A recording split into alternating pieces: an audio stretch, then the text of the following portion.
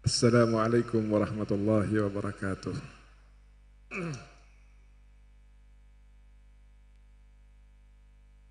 Alhamdulillah Rabbil Alamin.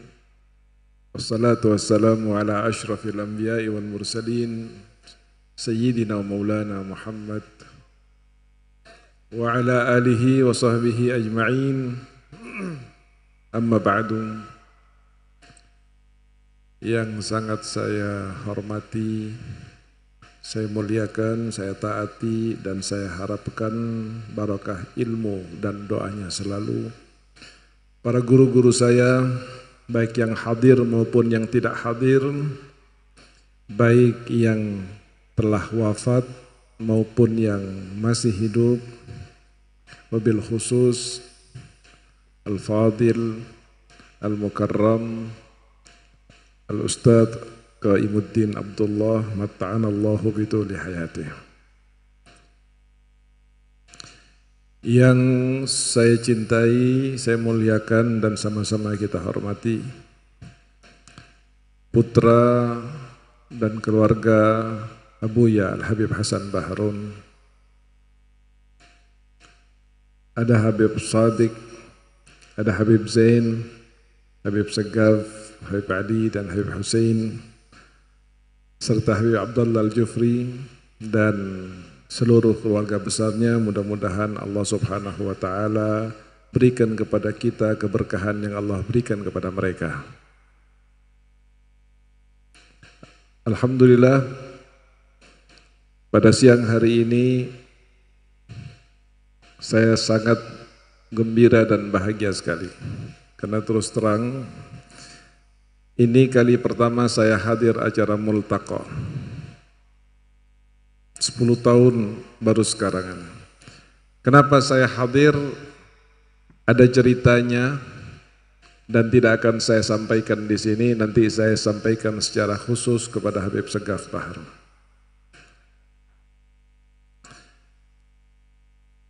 Berbicara tentang Abuya Al-Murabbi Al-Habib Hasan Baharun, tidak akan pernah ada habisnya. Dan tidak terlalu perlu untuk diungkapkan. Karena ketika kita mendengar tentang kebaikan, keluar biasaan baik ilmu, akhlak maupun dakwah, sama halnya seperti kita akan mengatakan kepada orang yang lewat, "Mas, saya kasih tahu ya, itu yang sedang bersinar di atas namanya matahari." Tahsilul hasil. Akan tetapi mengingatkan akan menambah rasa cinta kita kepada beliau. Ini ada satu hal tentang Habib Zain yang belum pernah kalian ketahui.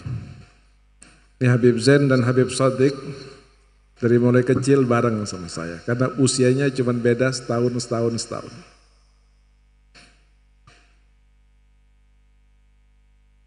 Tapi tolong antum jangan nangis, karena ini sangat menyentuh sekali. Tahun 84, waktu itu tanggal 10 PKI itu apa PKI? Berapa? 30 September. Seluruh santri yang ada ini diperintahkan untuk nonton film Gerakan 30 September di alun-alun sebelah yang sekarang menjadi, di lapangan sebelah yang sekarang telah dibeli oleh markas, yang sekarang jadi markas, digiring ke sana semua. Yang ada di sini tinggal saya, Habib Zain Baharun, sama satu lagi tata usaha namanya Sayyid Umar Al-Khirit dari Madura.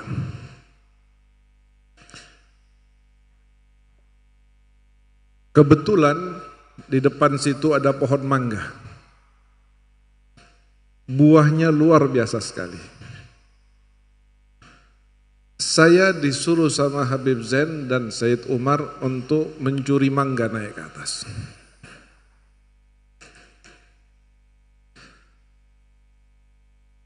Saya ambil taruh di kaos. Katanya Habib Zain, mumpung tidak ada Abuya. Dipikir Habib Hasan sedang ngawal santri nonton G30 SPKI. Tidak taunya sepeda motor masuk dari situ. Saya ada di atas. Saking setianya Habib Zain, sampai-sampai dia lari meninggalkan saya. Saya diam tidak bergerak di atas, takut ketahuan. Akhirnya ada satu namanya Ali Al-Mahdali dari Pontianak. Persis turun dari motor, beliau berdiri di bawah tangga. Lalu beliau memanggil Ali, Ali, sini. Ini mangga di atas sudah banyak yang matang. Beliau tidak lihat ke atas.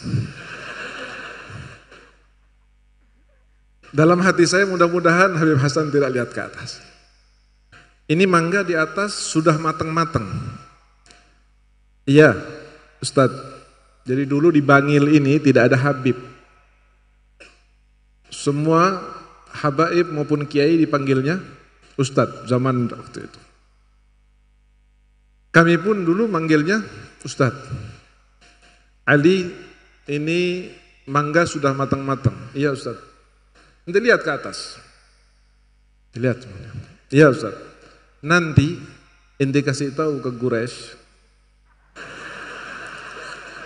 Karena waktu itu saya ketua keamanan. Jadi sebelum Habib Yahya sama Habib Ali Al-Hamid jadi ketua keamanan, saya yang setiap hari alhamdulillah mudah-mudahan diampuni oleh Allah dan oleh kalian semua, 5 rotan setiap malam pasti hancur di masjid ini. Yang kena takzir satu orang 75 kali. 100 kali. Ada pernah dari Pontianak, orangnya hitam saya lupa namanya, besar, itu kena pukul 115 kali.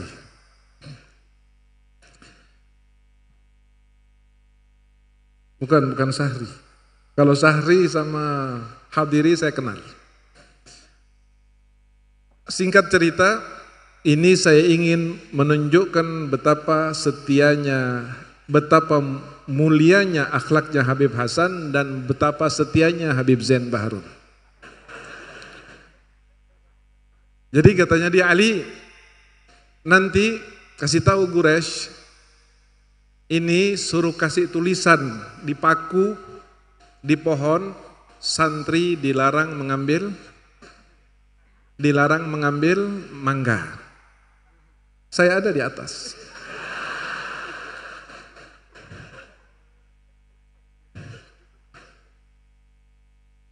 Subhanallah. Satu kejadian, satu kalimat, satu ucapan memberikan 2 manfaat. Pertama, menyadarkan saya bahwa saya salah. Dan yang kedua, memberi tanggung jawab kepada saya. Dengan kata lain, beliau ingin mengatakan, jika seandainya kamu diberi tanggung jawab, maka jangan menjadi pertama kali orang yang melanggarnya.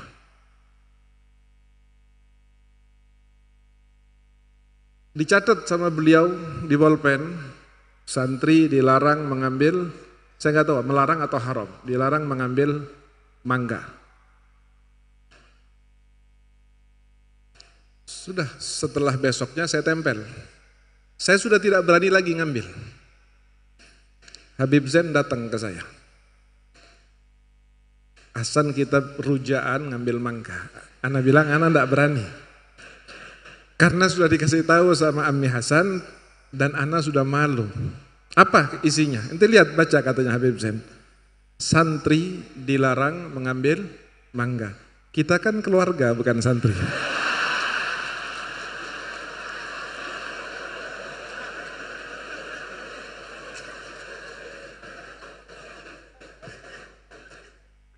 Akhirnya terus terang saya tergoda juga pada akhirnya. Karena saya pikir ini ijtihad beliau, man ijtahada wa asaba falahu ajrani wa man ijtahada wa akhta'a falahu ajrun wahid. Jadi kita tidak ada yang salah insyaallah. Sama juga seperti Habib Shadiq. Cuman kejadiannya bukan di Dalwa, di Hadramut. Kebetulan waktu kami berangkat ke Hadramut angkatan pertama itu, yang sudah bisa baca kitab, sudah bisa ngajar, sudah hatam alfiyah itu saya, Habib Shadiq, Ustadz Mulkani belum, masih di bawah kita. Jadi saat kita mau berangkat ke Hadramut, Habib Hasan tahu bahwa kamu nanti di sana akan baca Jurmiyah lagi, akan baca Mukhtasar Latif, akan membaca Risalatul Jami'ah, dan waktunya sudah ditetapkan 4 tahun. Maka Habib Hasan mengatakan, kamu kalau ke sana jangan terlalu fokus dengan pelajaran di tahun pertama, tahun kedua, dan tahun ketiga. Tapi fokuslah kamu kepada khidmah dan tabarruk kepada para salaf yang ada di sana.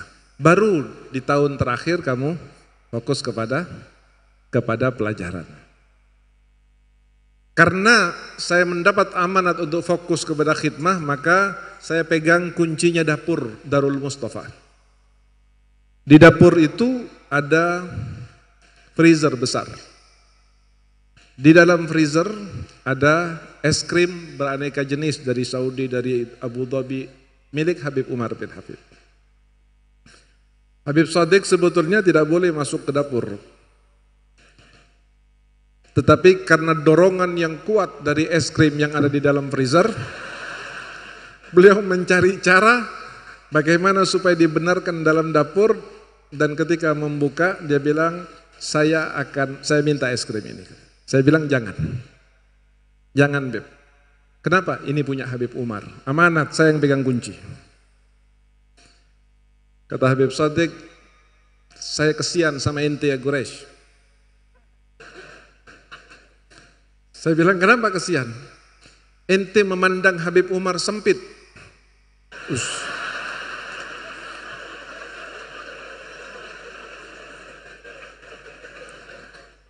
Saya bilang, maksudnya sempit apa? Ente melihat Habib Umar hanya sebagai seorang guru,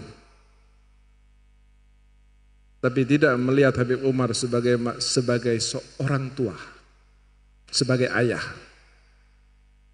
Saya mulai pengalaman dari Habib Zain dulu, mulai berpikir saya. Ini kayaknya ada bakat bersama. Saya berpikir, ini apa kira-kira ini, modusnya apa ini kira-kira. Kata dia, ana wallah yakin ente pengen juga sama es krim. Dia bilang ke saya, Hadramut panas, ada es krim yang seger, punya guru yang hatinya rahmat kayak Abu Hasan. Katanya Habib Shadiq, ayo kita makan es krimnya dengan keyakinan bahwa beliau adalah orang tua kita, dan tidak ada namanya orang tua yang jahat sekalipun akan marah kepada anaknya gara-gara es krimnya dimakan.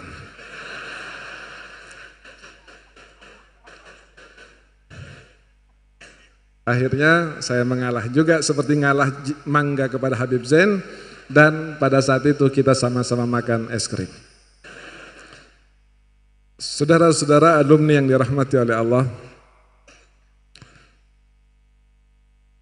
kebesaran almarhum Al-Habib Hasan Baharun ini bisa dilihat dari ilmunya.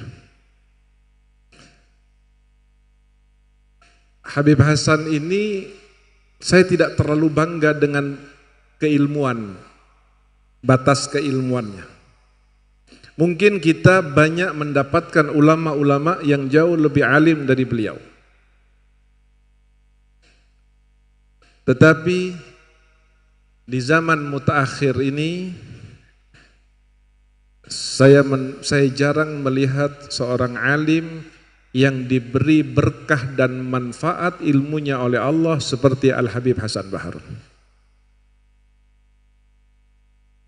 Sekalian saya sambung dengan masalah akhlaknya. Pernah satu hari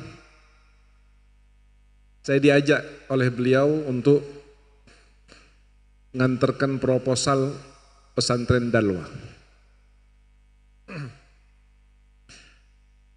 Dari Tebet naik bajai ke rumahnya satu orang kaya. Kita nunggu 3 jam di kursi panjang seperti security di sebelahnya. Tidak lama alhamdulillah orang ini datang juga. Senang saya lihat Habib Hasan Baharun karena orang kaya ini datang.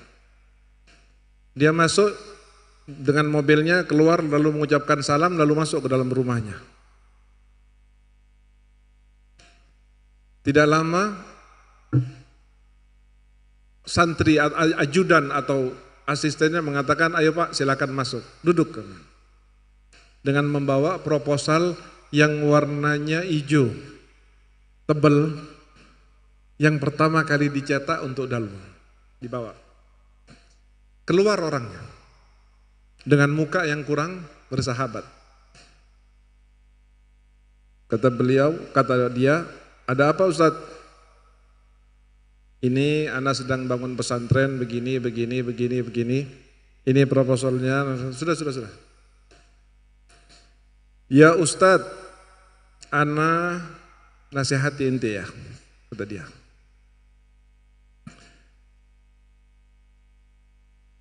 Ente kalau tidak mampu jangan bikin pesantren. Daripada bikin malu ente kesana kemari minta-minta kepada orang. Saya langsung nyela bicara. Saya bilang, ya Fulan, ana kesini bukan mau minta nasihat kepada ente. Ente lihat proposalnya, langsung kata Mi Hasan, Gores, ente tunggu di luar saja. Ente tunggu di luar. Dia tahu kalau saya terus harbata saya dengan orang ini. Karena Habib Hasan tahu saya lebih memiliki watak seperti ayah saya daripada guru saya Habib Hasan Baharun. Makanya waktu itu Habib Hasan saat pulang mengatakan, suatu saat kalau kamu punya pondok, tolong ibadahmu tiru ayahmu. Karena ayahmu luar biasa ibadahnya. Tapi kalau kamu mau bikin pesantren, tolong tiru saya, jangan tiru ayahmu. Karena bisa bubar pesantrenmu. Ada Sarip dari Jakarta, ada enggak? Sakit? Oh, itu pernah diadu kepalanya sama satu lagi siapa? Diadu lagi kepalanya di masjid sama Abah. Waktu itu Habib Hasan lagi di Mekah. Yang ngurusin peraturan dan pelanggaran ketertiban Al-Walid waktu itu. Ada satu nonton bioskop, nggak pakai dikasih tahu. Kalau biasanya kalau Habib Hasan kan dipanggil, ente datang dari jauh-jauh, kasihan Walidah, ini bioskop tidak bagus ini. Walid enggak? Tal. Ente nonton sama siapa? Sama ini. Dipegang kepalanya diadu. Kata Habib Hasan, kalau ente mau bangun pesantren, tiru saya. Tapi kalau ente mau ibadah, tiru Walidak. Tahu betul, sehingga saya bilang, Gures ente tunggu di luar. Jangan tunggu di sini. Saya liatin. Dimarahin. Habis itu, dikasih uang 20.000 gambar cendrawasih baru keluar. Saya dengar, dia ngasihnya begini. Nih, ana bukan mau bantu pondok ente ya, ana mau ganti ongkos bajai ente ke sini. Terus bangun. Saya tidak kuat, saya masuk lagi. Ditegat sama, ayo kita pulang, Hasan pulang. Di bajai, beliau mengatakan kepada saya, Gures, kenapa ente berbuat seperti itu? Saya bilang, ya ana tidak terima antum digitukan. Ente malu? Ya ana bilang, ada juga sih perasaan ana malu. Kata Habib Hasan, kenapa malu?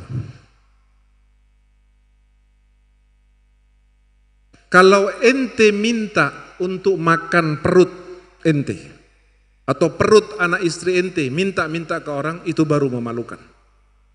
Tetapi kalau ente minta sesuatu untuk perjuangan agama Allah, mungkin sekarang ente sedikit malu, mungkin sekarang ente dianggap pantas untuk mengucapkan terima kasih, tetapi wallahi di akhirat nanti dia akan nangis kepada ente dan akan mengucapkan terima kasih, karena dari uang yang tidak seberapa, bantuan yang tidak seberapa, dana yang tidak seberapa, berlipat-lipat sampai hari kiamat menjadi hasanat yang dikirimkan kepadanya di alam kubur.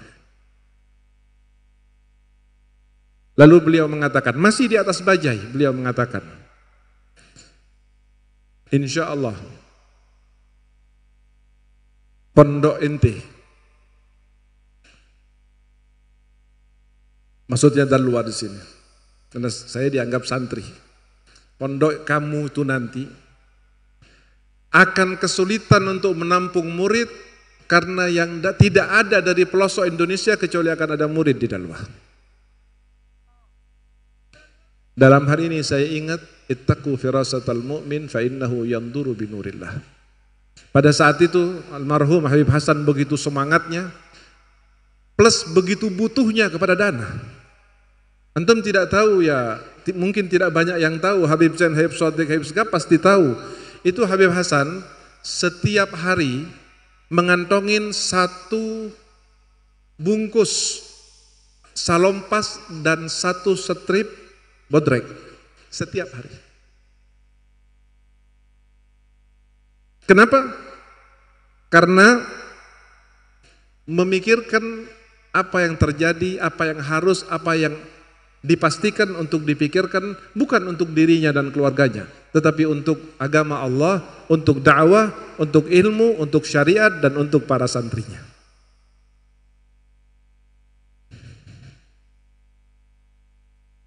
Pernah di akhir Sya'ban, saya duduk bertiga dengan Habib Hasan, Umar Khirit, dulu tata usaha. Itu ketika dihitung, dipersentasekan dalam 1 tahun dari murid yang ada, yang bayar hanya 7%. Yang bayar hanya 7%. 93%-nya setiap hari siapa yang nanggung? Ya ikhwan, orang punya 2, 3, 4 anak saja pusing kepalanya. Al-Habib Hasan tahammal untuk menanggung luar biasa beban yang tidak bisa dipikul oleh siapapun dalam kondisi seperti Habib Hasan Baharun, terkecuali ada inayah dan ma'unah dari Allah Subhanahu wa taala. Dan alhamdulillah sekarang kita melihat bagaimana Darul Lughah wa Da'wah menjadi salah satu bahkan ikon terbaik pendidikan agama secara nasional terbaik. Namun bukan berarti kita harus bangga begitu saja kepada Al-Habib Hasan dan kepada Dalwah. Namun tidak ada Dalwah terwujud seperti ini terkecuali lalu kalian menikmati pendidikannya, menikmati tarbiyahnya, terkecuali ini perjuangan dari orang-orang yang telah lalu. Dan insya Allah Dalwah ini ila yaumil qiyamah. Gulu amin. Insya Allah ila yaumil qiyamah. Kalau bukan kita pada saat ini yang mempersiapkan, membantu mempersiapkan terwujudnya Dalwah yang lebih baik dan lebih menampung, maka anak cucu kita siapa kelak, di mana kelak akan belajar dan ingin meneruskan langkah ayah-ayah dan ayahnya. Oleh karena itu tidak berlebihan jika seandainya saya melihat, wallah, ini mah benar. Ini berapa lama Habib Zain? Sudah berapa lama? 2 bulan. Saya sebagai salah satu alumni Dalwa merasa berdosa kalau 2 bulan ini masih seperti ini. Tetapi mudah-mudahan Allah Subhanahu wa taala akan memberikan keluasan kepada kita agar kita bisa menyenangkan Al-Habib Hasan Baharun sebagaimana dulu beliau telah menyenangkan kita. Anda pikir Anda sekarang bisa eksis di masyarakat, dikenal di masyarakat, dicintai oleh orang karena Anda atau ayah Anda? Karena latar belakang keluarga Anda? Wallahi tidak. Anda menjadi seperti yang sekarang ini karena berkah daripada Al-Habib Hasan Baharun dan pesantren Dalwah. Itu yang telah beliau berikan kepada kita. Pertanyaan selanjutnya, apa yang akan kita berikan kepada beliau dan kepada pesantren yang telah membuat diri kita bermanfaat dalam kehidupan ini? Hadirin yang dirahmati oleh Allah. Terakhir, tentunya kita semua ingin menjadi murid-murid dari Abuya Hasan Baharun, ingin menjadi anak-anak yang soleh dari Abuya Hasan Baharun. Betul apa tidak? Betul apa tidak? Binassil hadith, apabila ada seorang murid, seorang anak yang mendoakan orang tuanya, maka dia adalah waladun soleh. Sementara banyak sekali yang mengatakan bahwa guru lebih besar hak dan lebih agung bagi seseorang daripada orang tua kandungnya. Maka dari itu, jika kita tidak bisa membantu lebih banyak kepada Dalwah, maka setidaknya satu hal, setiap habis salat jangan lupakan Al-Habib Hasan Baharun untuk kita doakan dan kita kirimi Fatihah kepada beliau. Al-Habib Ali bin Abdurrahman Al-Masyhur pernah berkata, "Man qala Allahumma salli wa sallim wa barik wa syarrif wa karrim ala sayyidina Muhammad an-nabiyil kamil wa ala alihi salatan la nihayata laha kama la nihayata li kamalika wa adada kamalih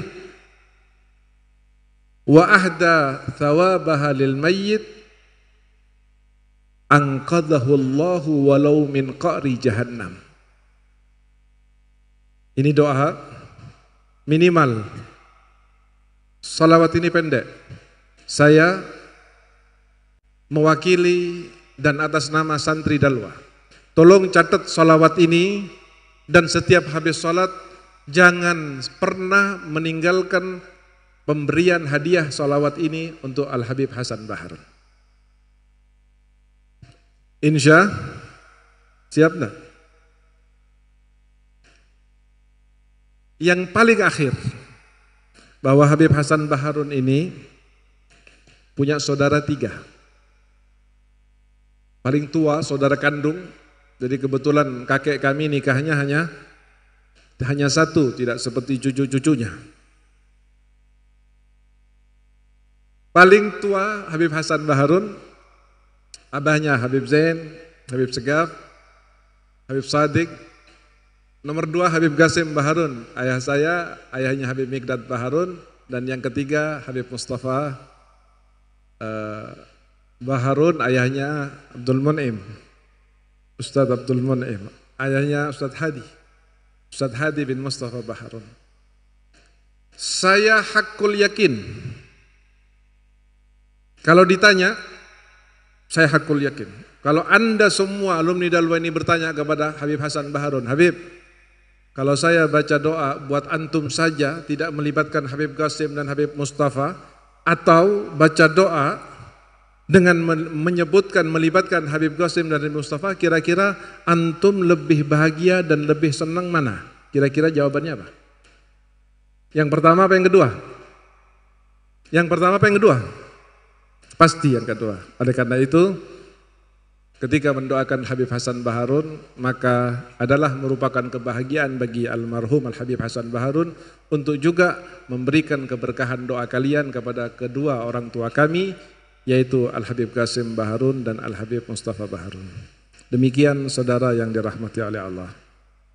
Mudah-mudahan Allah Subhanahu wa taala memberkahi kita semua.